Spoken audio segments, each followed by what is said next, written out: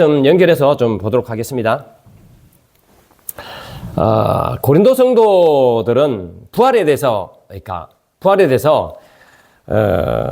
부활에 대한 생각이 여러 부류가 있었던 것 같아요. 고린도 성도들은 부활에 대해서 생각을 하는데 부활에 대한 생각이 여러 부류가 있는 거예요.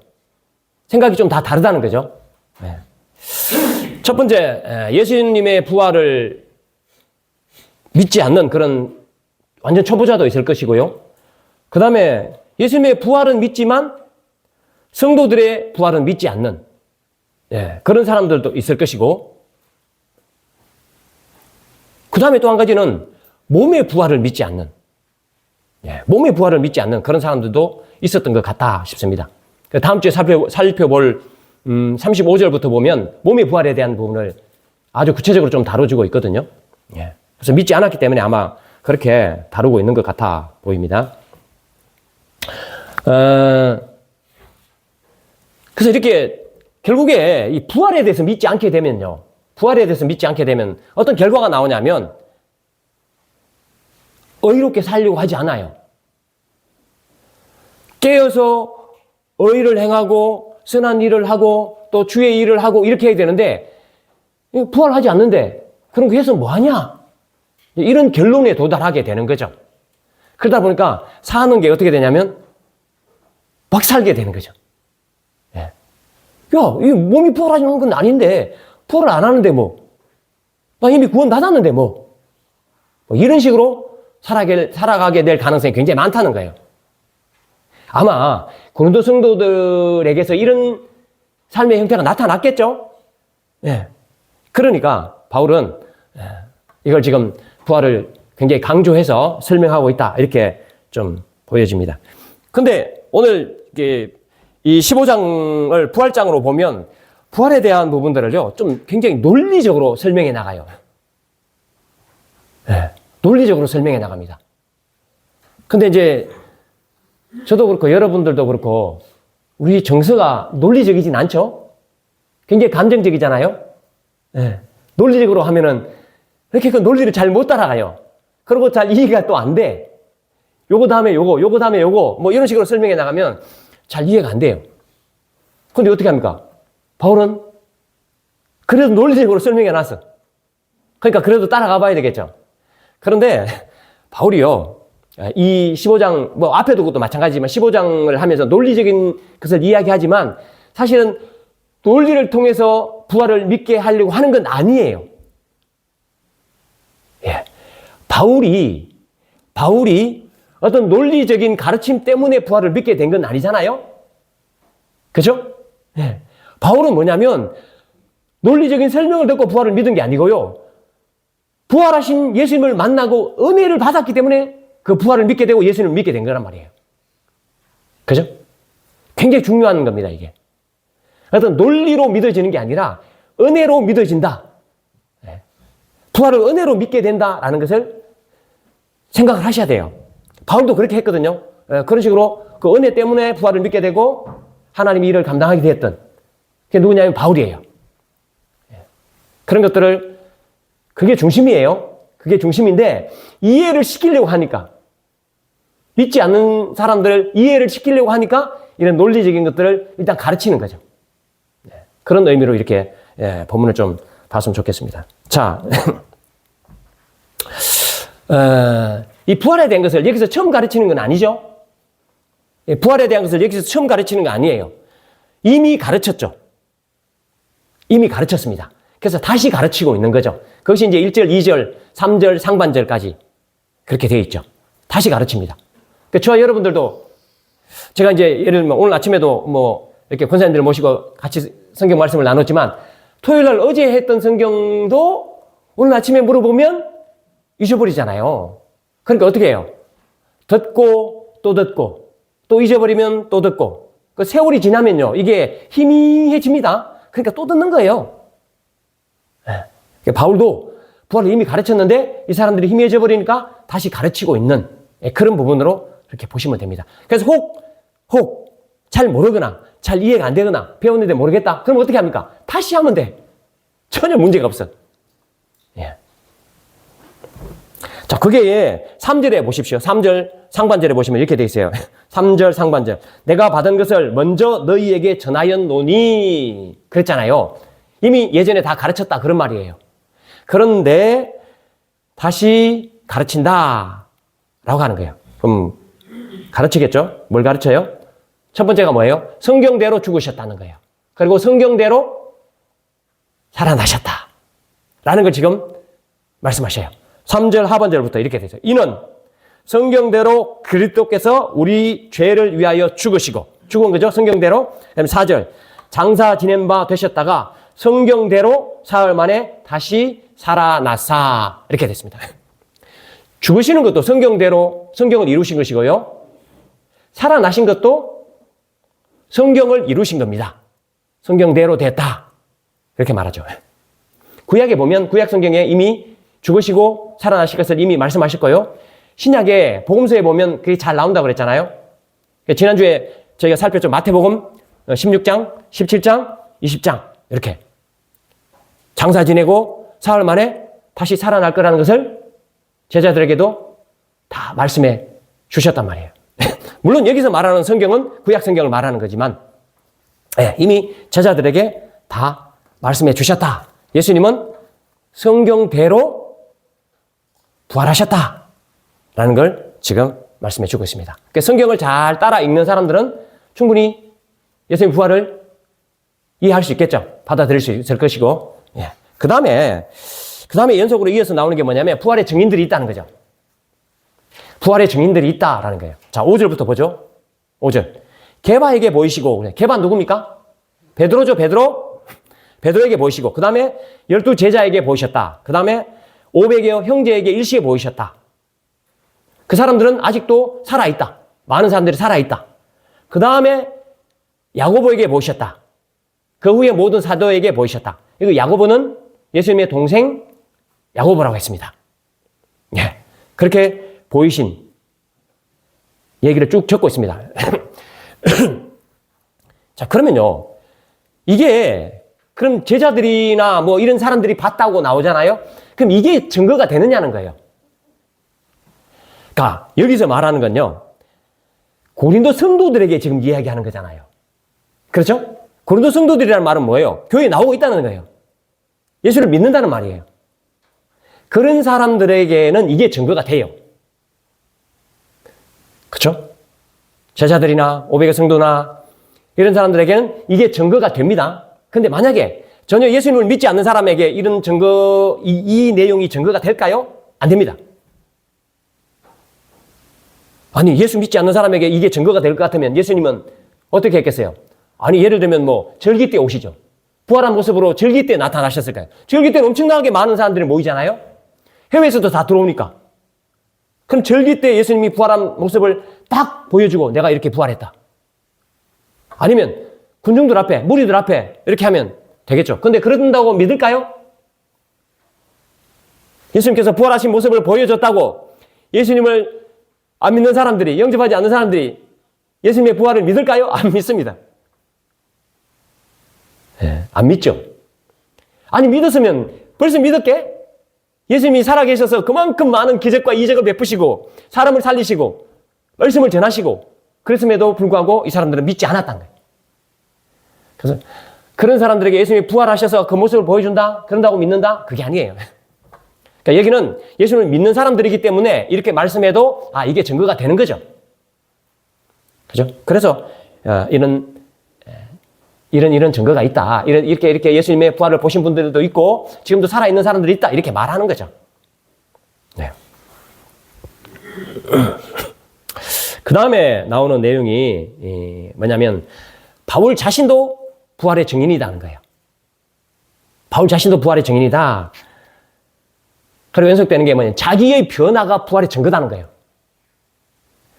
바울도 예수님을 만났고 바울이 바뀐 것, 변화된 것이 뭐냐면 그게 부활의 증거다라는 것으로 지금 설명해 나가요.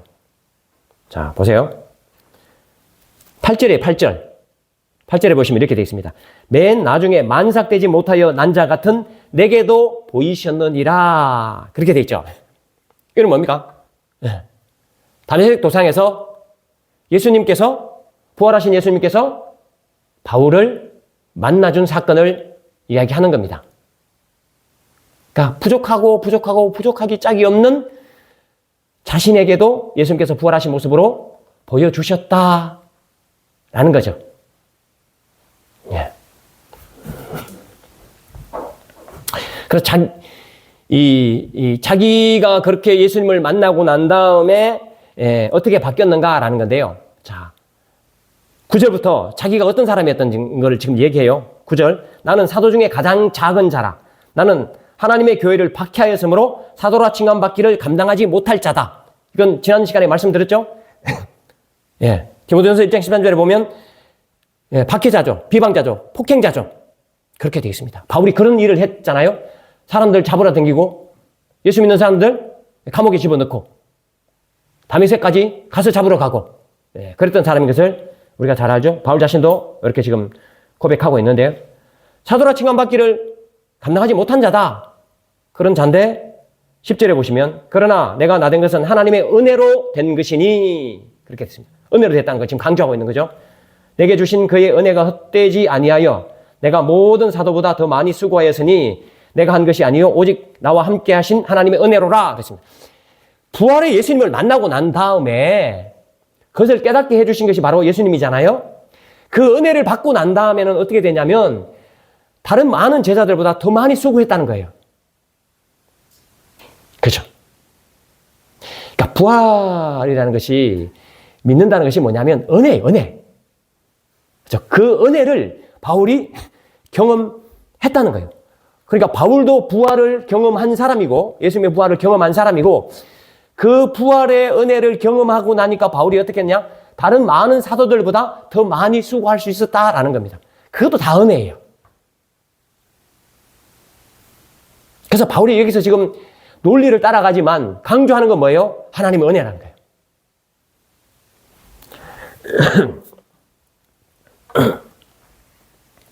네. 그래서 이런 겁니다. 그런 측면이 있습니다. 야, 너희들 잘 못 믿겠니? 예수님의 부활을 잘 못 믿겠니? 내가 부활을 경험해서 예수님께서 부활하신 주님께서 나를 만나 주셨기 때문에 내가 그 은혜를 받고 내가 이렇게 변했어. 내가 너희들에게까지 복음을 전한 사람이야. 라는 그런 거죠. 그러니까 한편으로 그런 거죠. 야, 너희들 나를 봐봐. 나를 보고 믿어.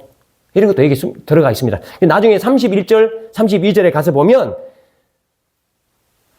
나는 날마다 죽노라 하면서 바울 자신을 통해서 다시 한번 부활을 증명하는 게 나와요. 그건 그때 가서 좀 볼 텐데요. 네. 바울이 부활을 목격하지 못하고 부활을 경험하지 못했으면 이렇게 했겠느냐는 거예요. 그런 은혜를 경험하지 못했으면 바울이 이렇게 했겠느냐는 거예요. 지금 그 얘기를 하고 있는 거죠. 예. 그리고 11절에 보시면 11절에 그러나 나나 그들이나 그러니까 나나는 바울 자신이죠. 그들이나 여기 보면 예수님의 부활을 경험한 사람들 그죠? 그들이나 이같이 전파함에 너희도 이같이 믿었다. 예, 부활에 대해서 그렇게 가르쳤고 너희도 그렇게 믿었던 사람들이었다라는 그런 겁니다.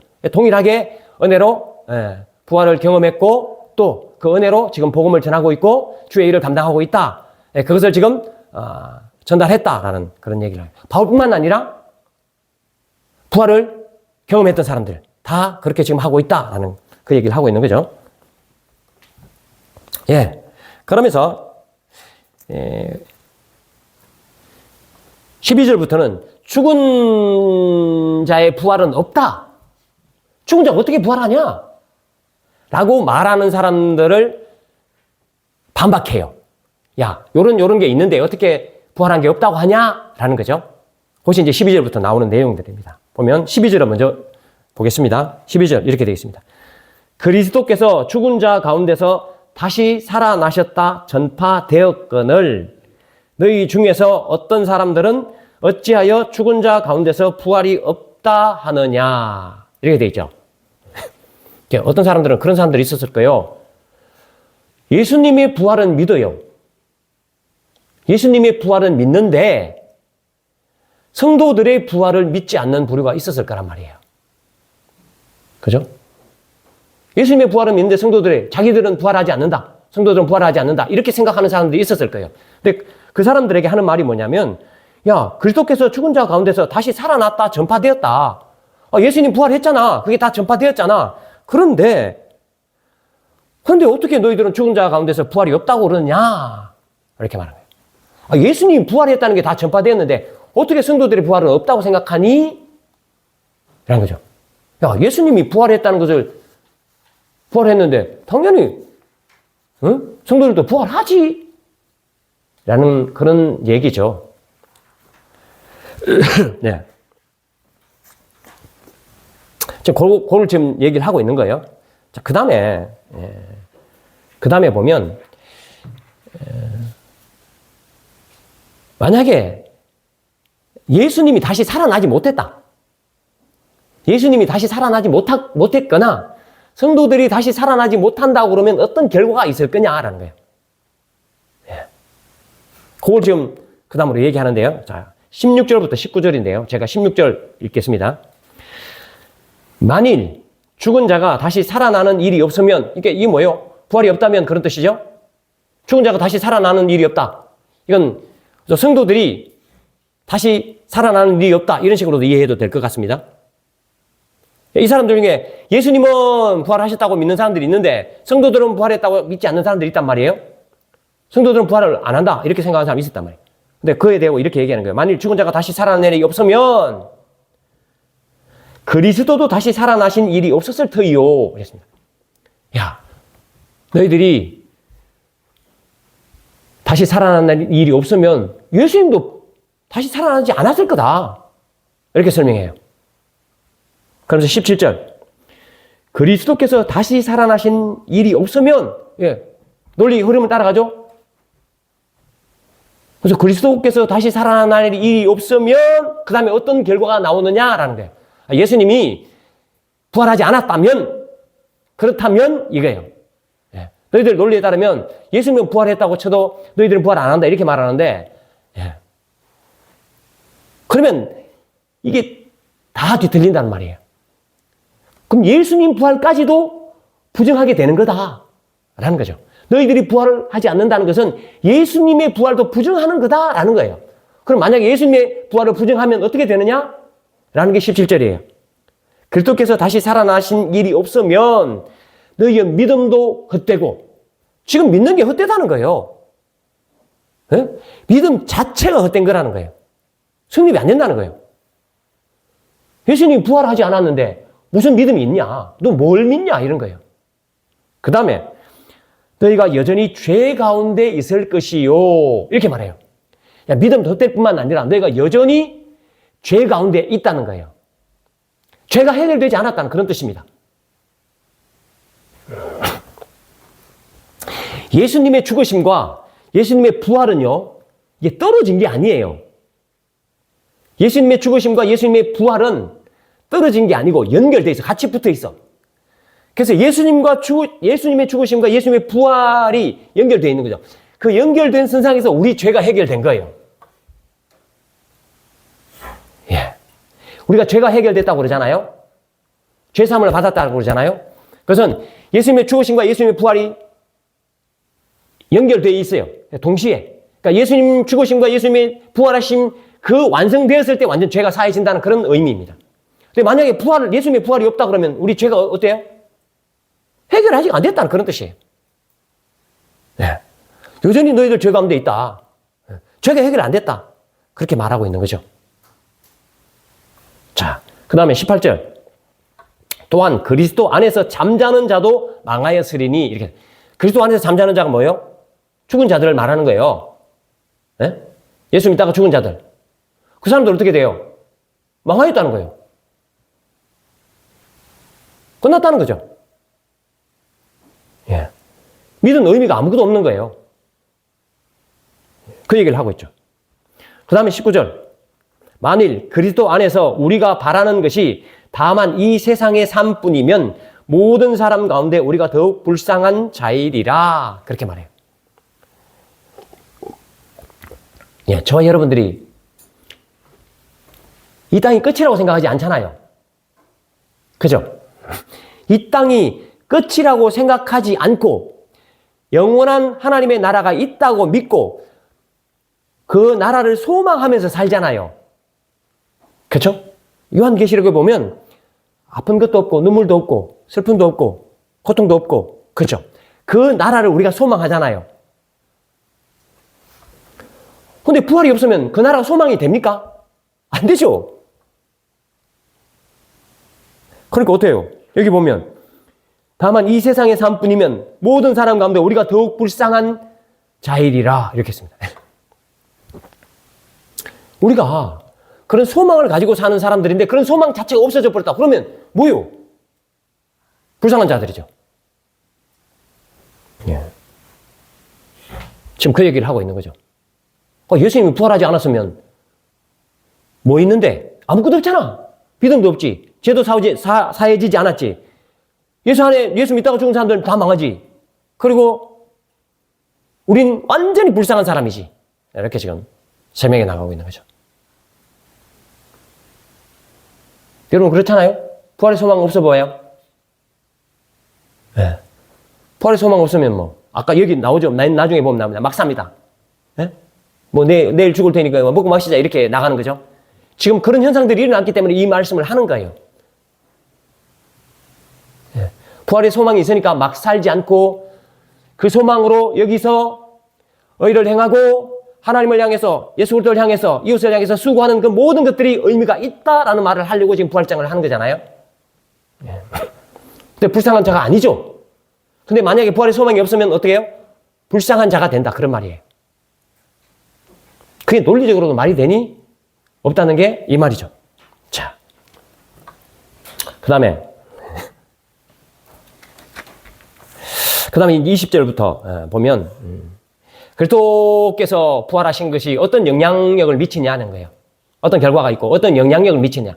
예수님이 부활하셔서 어떤 영향력을 미치냐 그런 건데요. 자, 15장 20절 보세요.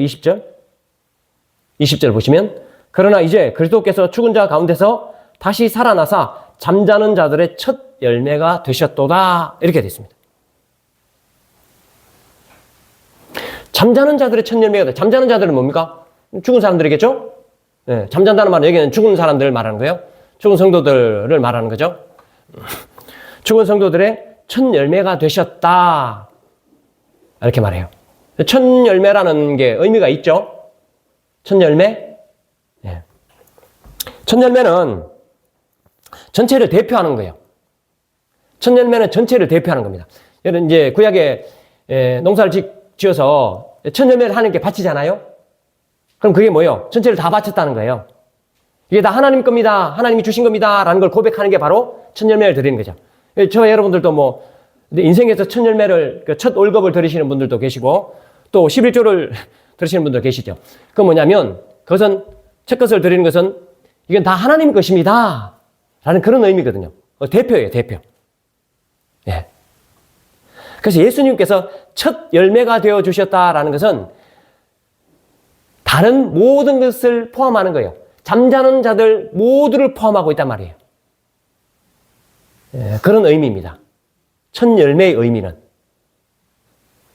그러니까 예수 안에서 죽은 모든 성도들은 예수님이 부활하신 것처럼 부활한다라는 뜻이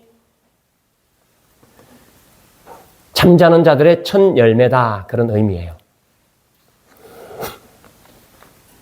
그러니까 예수님이 첫 열매니까 예수 안에서 죽은 모든 성도들은 어떻게 될까요? 예수님이 부활하신 첫 열매니까 다 부활하겠죠. 다 다시 살아나겠죠. 예. 이 원리를 지금 바울이 설명해 주고 있는 겁니다.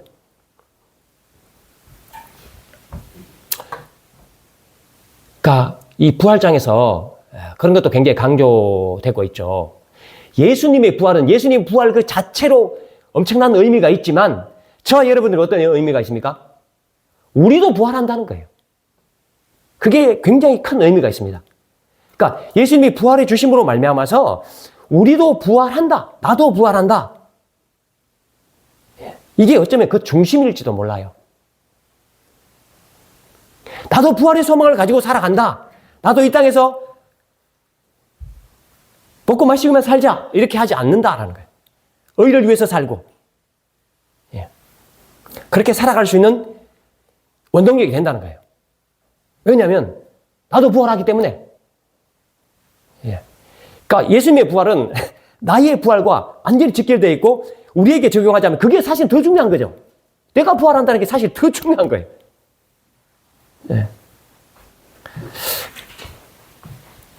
그러시면서 이제 21절, 22절에 보충 설명을 해요. 연결해서 같은 의미로 설명하는데 21절 제가 읽겠습니다. 사망이 한 사람으로 말미암았으니 사망이 한 사람으로 말미암았으니 사망이 누구 때문에? 아담 때문에. 사망이 들어왔죠. 말미암았으니 죽은 자의 부활도 한 사람으로 말미암는도다. 죽은 자의 부활도 한 사람. 누구 계세요? 예수님. 그 뒤에 22절에 나오죠. 아담 안에서 모든 사람이 죽은 것 같이 아담 안에서 모든 사람이 죽죠. 우리가. 그죠? 죽습니다. 그리스도 안에서 모든 사람이 삶을 얻으리라. 이렇게 했습니다. 아담 안에서 모든 사람이 죽은 것처럼 그리스도 안에서 모든 사람이 산다라는 말이에요. 부활한다 그런 말입니다. 예수 그리스도 안에 있는 사람들의 부활을 말하는 거예요. 여기서 또 혹시 모든 사람이라니까 믿지 않는 자까지 다 부활해서 영광에 들어간다 이렇게 생각하시면 안 됩니다.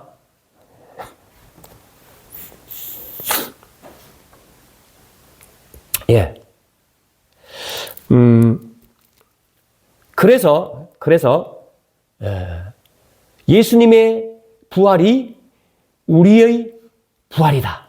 이렇게 연결시켜서 생각하시면 되도록 하나님께서 바울을 통해서 우리에게 가르쳐주고 있죠.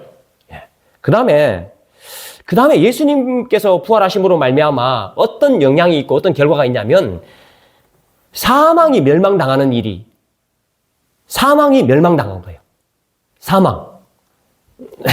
사망이 멸망당했다 그러니까 조금 이해하기 어렵죠? 자, 그럼 15장 26절에 보면 맨 나중에 멸망받을 원수는 사망이니라 그렇게 돼 있어요. 맨 나중에 멸망받을 원수는 사망이니라. 사망이 멸망당한다는 게 좀 이상하잖아요. 어떤 의미냐면 어떤 사망이라는 게 어떤 사탄이라고 생각하시면 됩니다. 사망이 어떤 세력이라고 생각하시면 됩니다.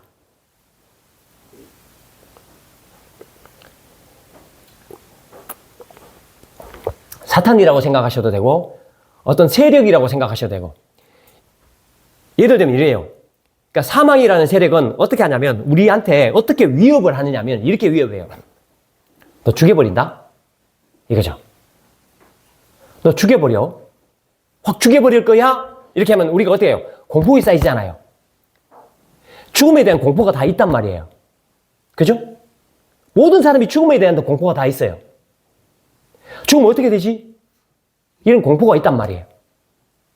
그게 뭐냐면 사망이 주는 공포예요. 사망이라는 세력이 주는 공포예요.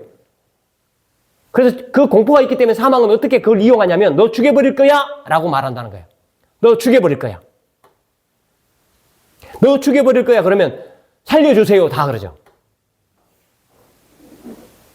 물론 내가 없으면 우리 가족들이 굶어 죽기 때문에 예를 들면 그렇게 해서 나를 살려주세요. 그럴 수도 있지만 죽음 그 자체에 대한 공포도 있단 말이에요. 죽음 자체에 대한 공포. 그래서 살려달라고 해요. 무조건. 거의. 근데 뭐예요?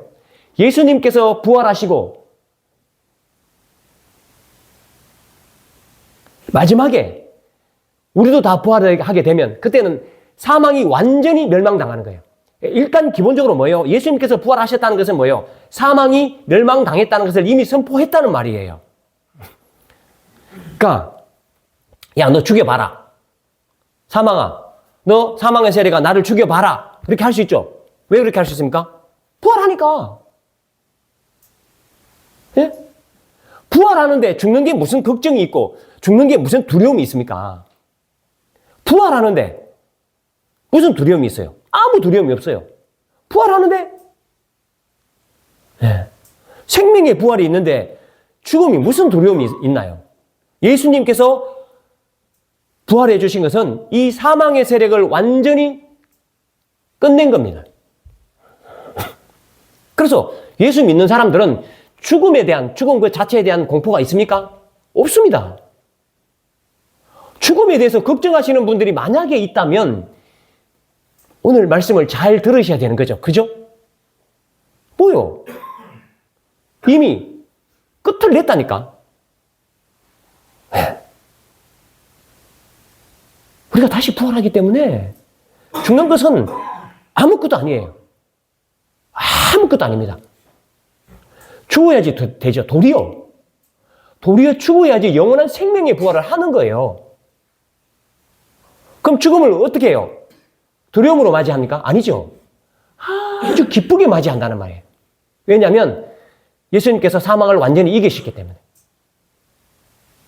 그게 바로 부활의 영향이에요. 부활의 결과입니다. 얼마나 감사해요. 그죠? 언제 죽어도 됩니다, 우리는. 더 믿음이 있으면요, 이런 거죠. 혹시 내 가족 때문에 걱정이 되긴 하잖아요? 예? 그럼 그 가족에 대한 걸 어떻게 해요? 하나님이 알아서 하실 거다. 이런 믿음이 더 있는 분들은, 그쵸? 지금 죽어도 아무 상관이 없어. 지금 죽어도. 예.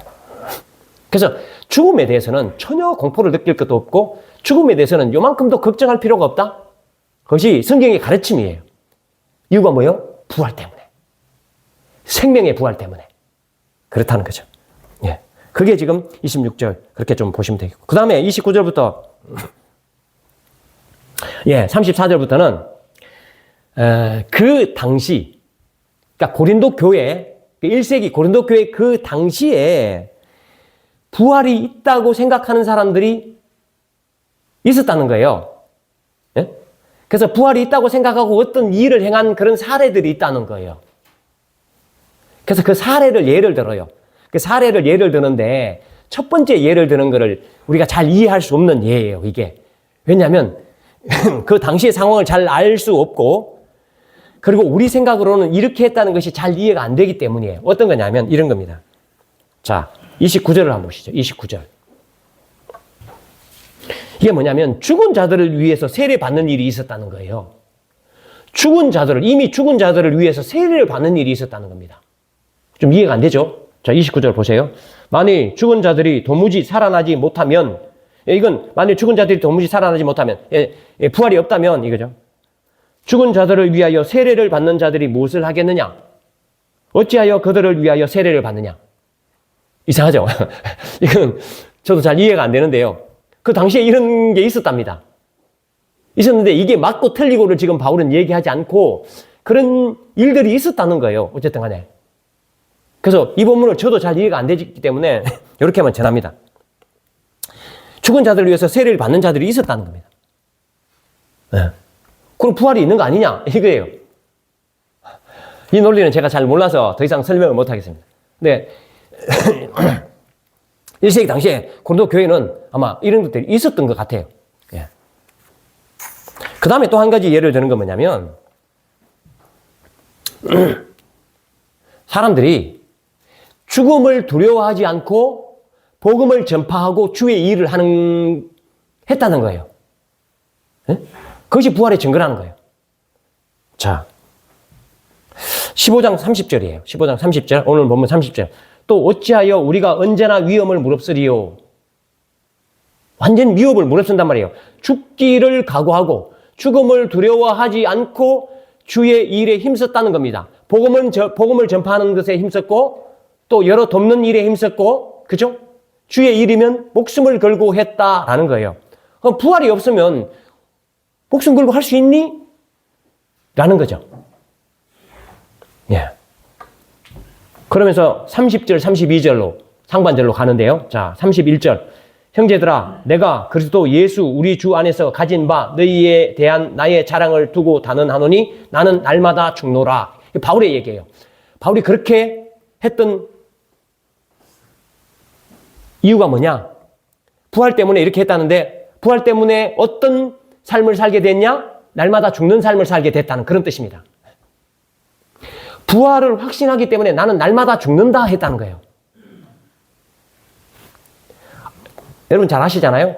사도행전에 보면 바울이 얼마나 위험한 가운데 다녔는지 그게 고린도후서 11장에는 잘 나오고 있다고 그랬죠. 뭐 죽을 위기가 뭐 말로 다 할 수가 없죠. 그게 뭐냐면 날마다 죽는 각오로 날마다 자기는 죽은 거예요, 이미. 왜 날마다 죽을 수 있었습니까? 그 이유가 뭐예요?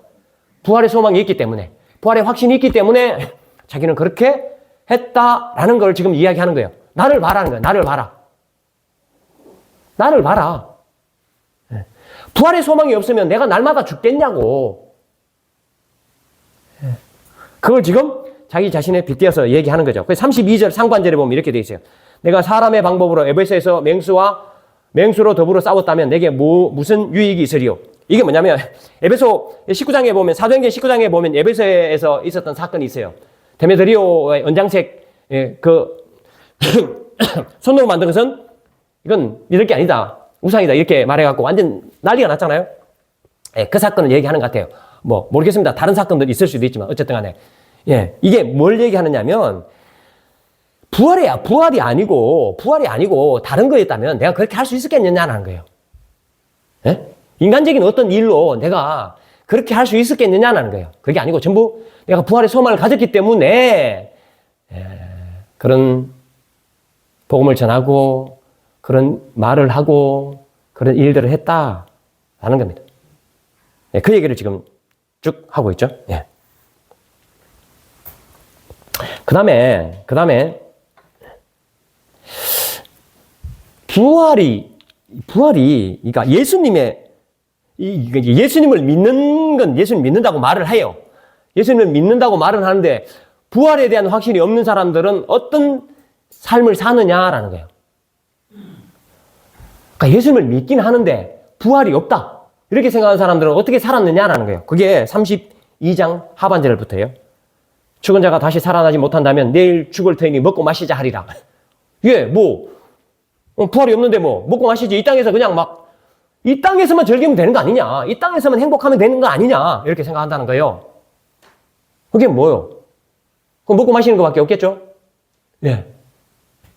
자, 그 다음에 33절. 그러니까 속지 말라 그래요. 속지 말라. 악한 동무들은 선한 행실을 더럽히나니. 악한 동무는 선한 행실을 하지 못하도록 하는 거예요. 선한 게 뭐가 중요하니? 여기서 말하는 선한 거는 뭐예요? 하나님 말씀대로 사는 거죠? 성경에서 선하다라는 말은 착하게 산다는 말이 아니에요. 하나님의 뜻대로 하나님의 말씀대로 사는 걸 선하다 이렇게 표현해요. 그러니까 하나님 말씀대로 살면 뭐하니? 이런 뜻이에요.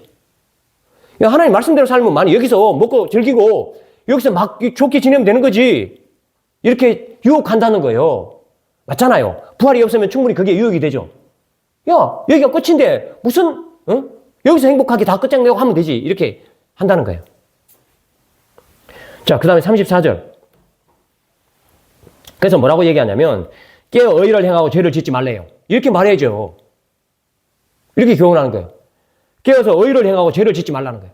부활이 있으니까 의를 행하고 죄를 짓지 마라. 그런 말을 해요. 부활이 있다고 믿으면 깨어 있어서 의를 행해야죠. 의롭게 살아야 돼요.